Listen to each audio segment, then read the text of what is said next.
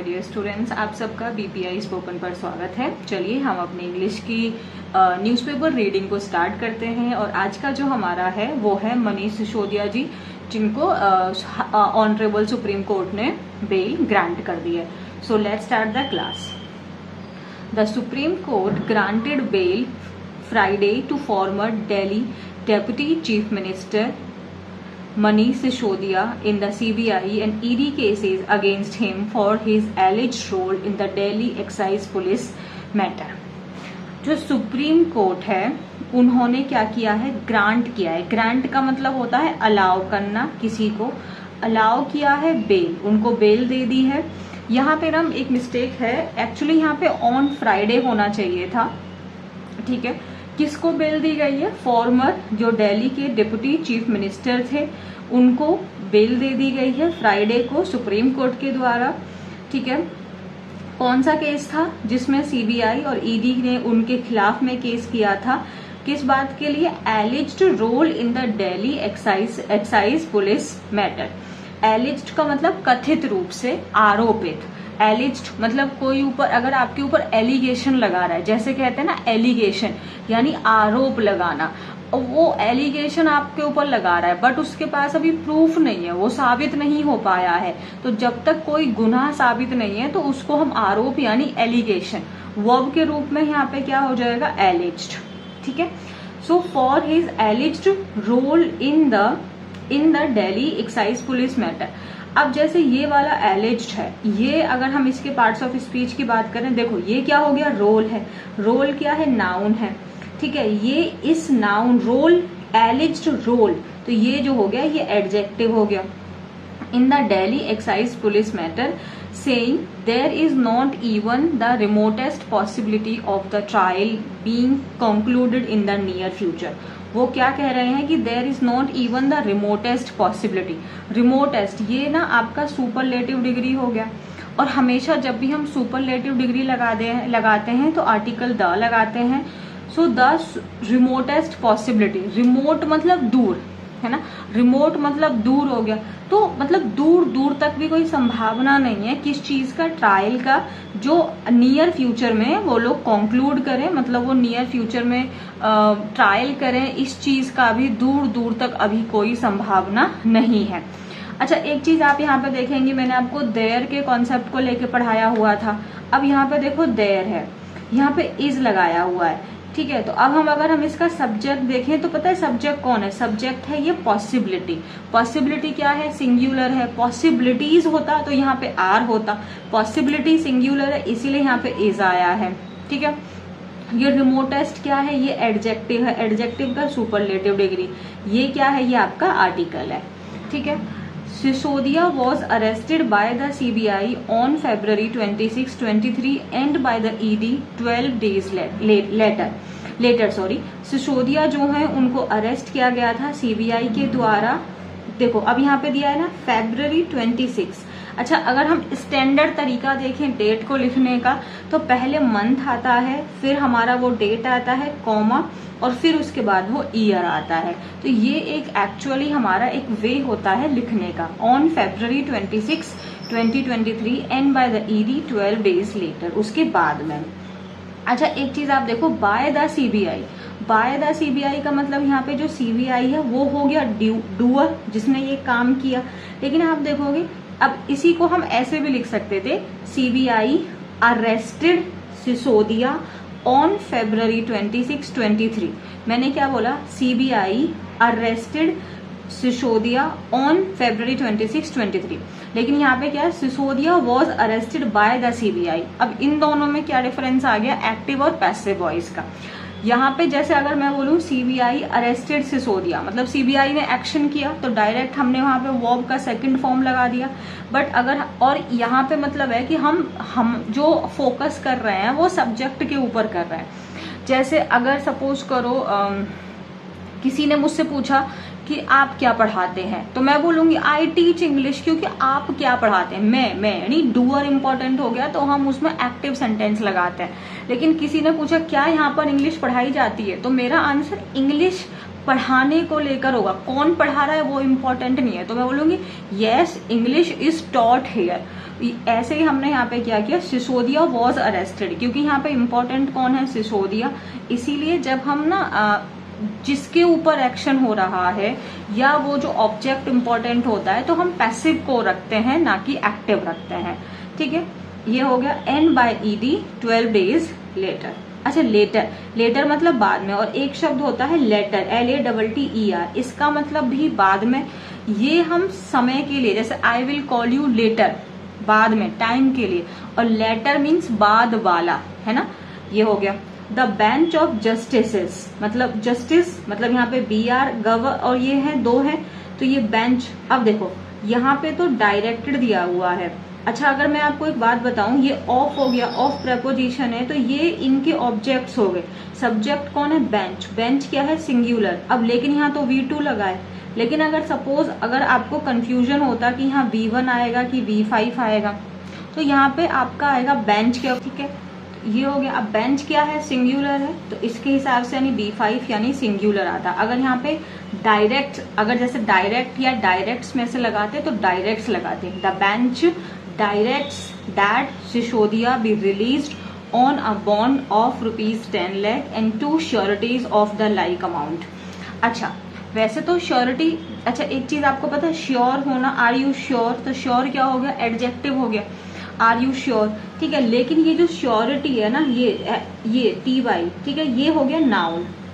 तो एक श्योरिटी का मतलब हो जाता है गारंटी। अब यहाँ पे श्योरिटीज का मतलब गारंटर हो गया। जैसे बैंक में गारंटर जमा करते हैं, तो मतलब इनको किस बॉन्ड पे साइन किया है कि उनको 10 लाख रुपए का एक बॉन्ड है, उसको देना होगा, और इनको 2 श्योरिटीज मतलब 2 लोग उनको वहां पे पेश करने होंगे।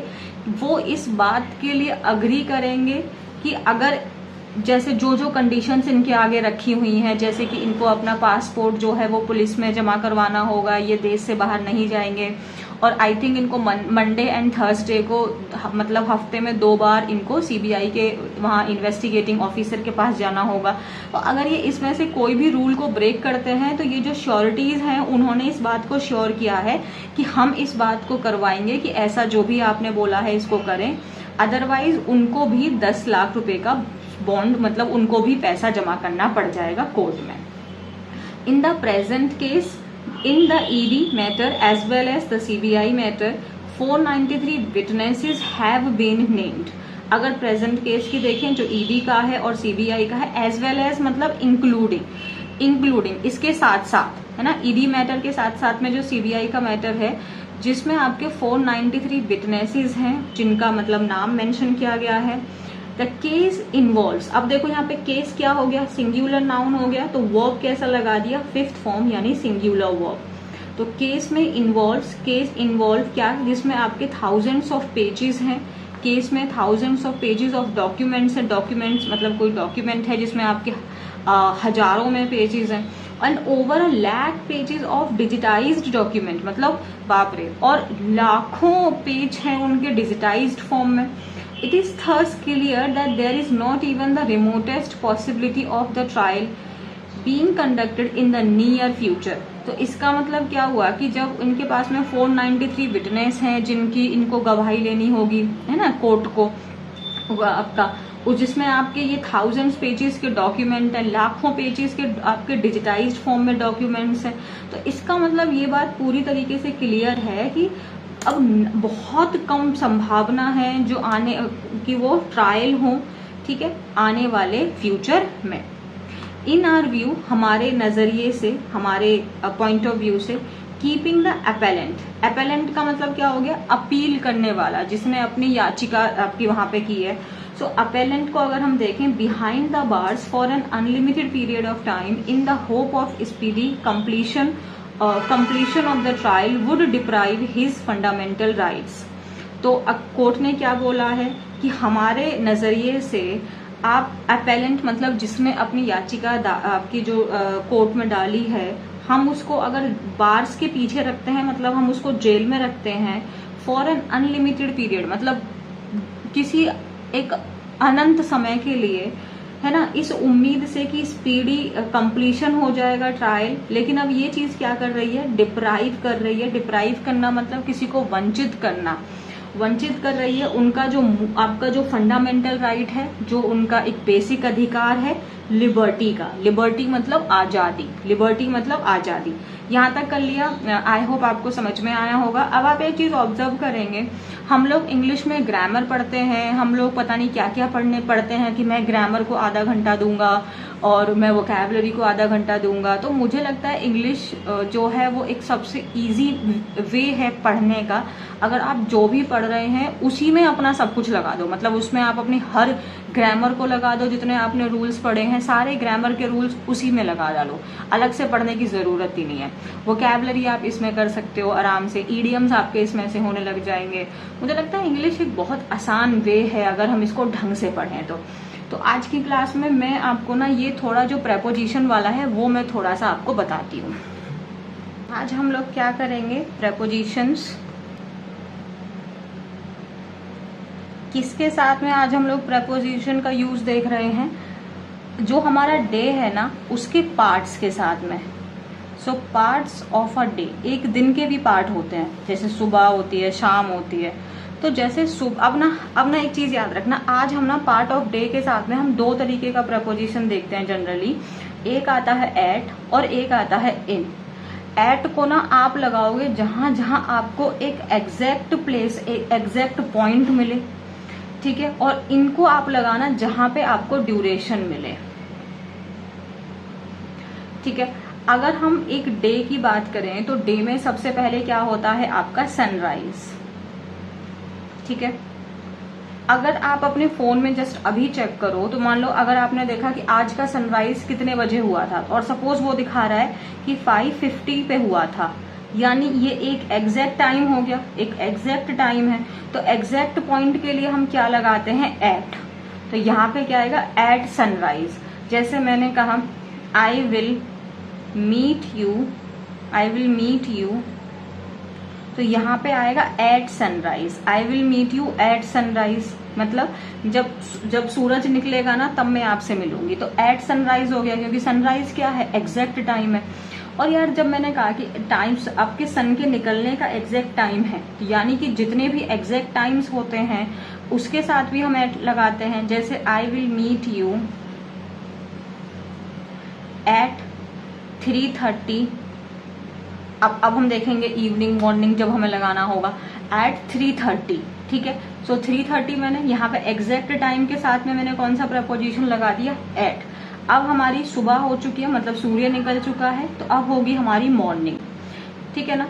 अब आप लोग देखोगे जब सुबह होती है तो जैसे अब सूरज निकलने के बाद से लेके और हम लोग 11:59 तक हम गुड मॉर्निंग विश करते हैं, यानी कि सपोज करो 6 बजे से लेके और ये 11:59 तक ये ड्यूरेशन हो गया, ड्यूरेशन है, अवधि है। तो इसके लिए हम क्या लगाएंगे, इन, ठीक है। तो इन कैसे आएगा, जैसे ही, या मान लो वह मुझे सुबह में फोन करती है, तो हम क्या लिखेंगे, she calls me in the morning, कि वो मुझे सुबह में फोन करती है, she calls me in the morning.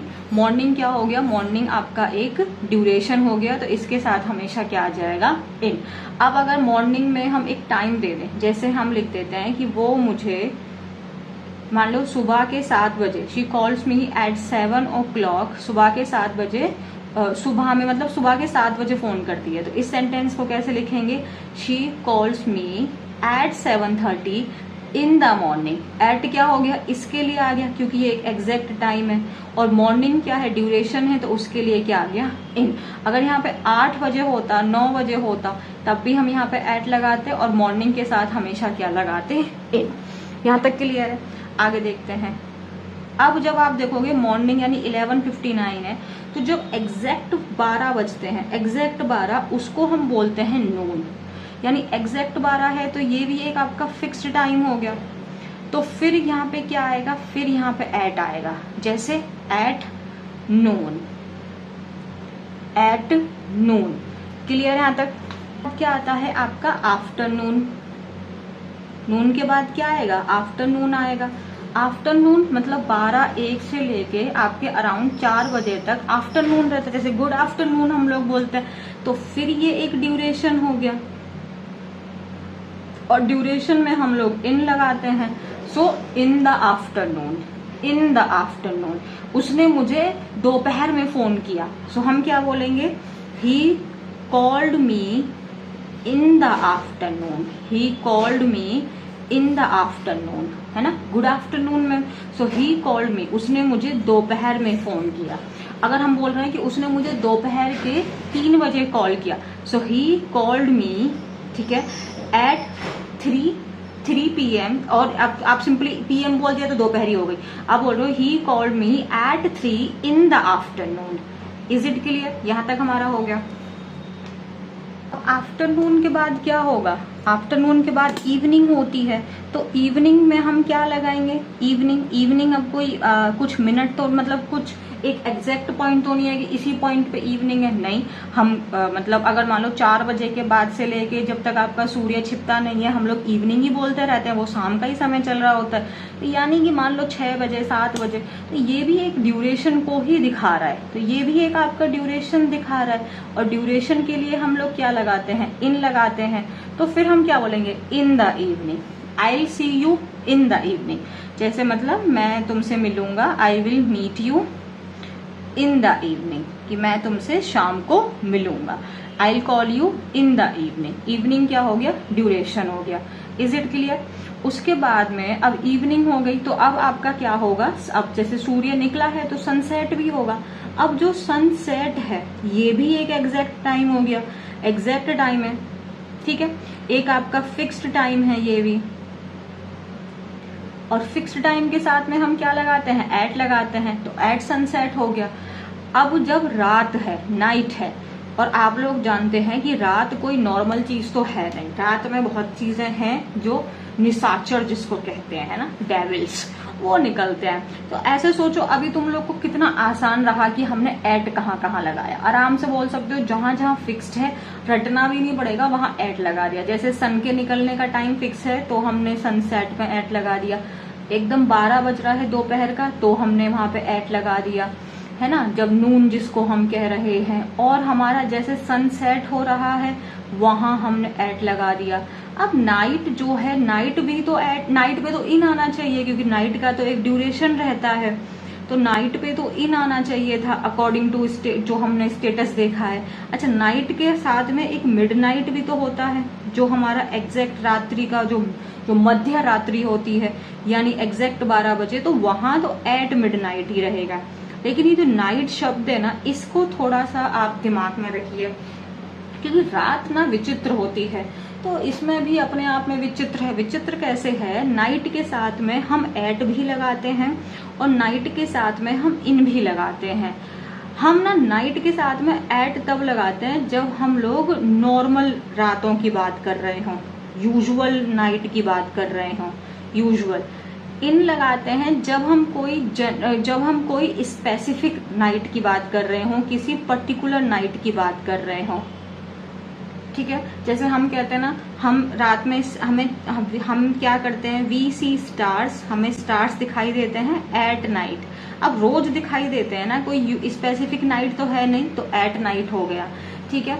तो I usually sleep late at night, जैसे मैंने कहा कि मैं आमतौर पर लेट ही सोती हूँ। I usually sleep late at night, कि मतलब रात में मैं आमतौर पर देरी से ही सोती हूँ। तो एट नाइट हो गया, मेरा यूजुअल दिखा रहा है, मेरा हैबिचुअल एक्शन दिखा रहा है, तो यहाँ पे हमने क्या लगाया, एट लगाया। लेकिन अगर हम किसी पर्टिकुलर की बात करें, जैसे कोई किसी का बर्थडे है, तो फिर हम क्या लगाएंगे, इन, ठीक है। तो अगर वो स्पेसिफिक है तो वहां पे इन लगाना है नाइट के साथ, अदरवाइज एट लगाना है। बाकी सारा टाइम का आपको खेल समझ में आ गया होगा, कहाँ पे हम लोग एट और कहाँ पे हम इन लगा रहे हैं। हाँ, इनमें ना हम ऑन भी लगाते हैं, on the evening of Holi, ऐसा भी होता है। ये आप सोचोगे यार मैम ने तो इन द बोला था, तो वहां पे इन क्यों नहीं आया। ये जो ऑन आया है ना, ये मैं आपको किसी और क्लास में बताऊंगी कि यहाँ क्या है। लेकिन जब आप वहां पे देखो ऑन द इवनिंग ऑफ जब आ रहा है तब हम लगा रहे हैं, वो कोई और रीजन की वजह से। बट अगर इन द मॉर्निंग है या इन द इवनिंग है तो वहां पे आप आराम से समझ लो। अगर एग्जैक्ट पॉइंट निकल के आ रहा है तो एट लगाओ, और अगर ड्यूरेशन है आपको एग्जैक्ट नहीं निकल रहा है, एक अवधि निकल रही है, तो वहां पे आप इन लगाओ। ये पूरे थ्रू आउट कॉमन रहेगा, लेकिन नाइट वाले में थोड़ा सा बदलाव है। नाइट में नॉर्मली आप एट लगाओ जब यूजुअल बात कर रहे हो, और जब थोड़ी आपकी स्पेसिफिक या पर्टिकुलर है तो आप इन लगाओ। आई होप ये चीज आपको समझ में आई होगी, and thank you very much, I love you all. और बस अभी बहुत जल्दी हमारी ग्रामर वाली क्लास भी स्टार्ट होने वाली है बोर्ड पे, ठीक है। Bye bye, love you.